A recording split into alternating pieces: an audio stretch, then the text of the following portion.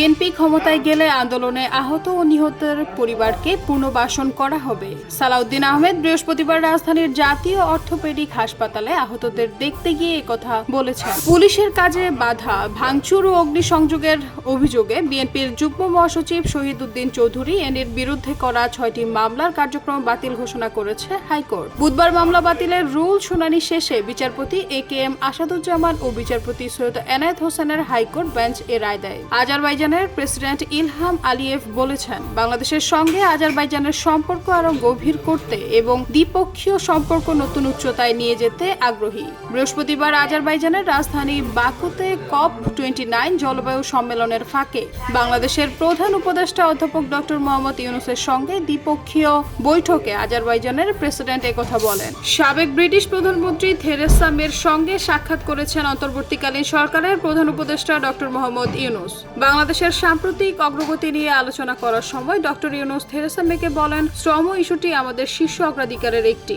আমরা সকল শ্রম সমস্যার সমাধান করতে চাই।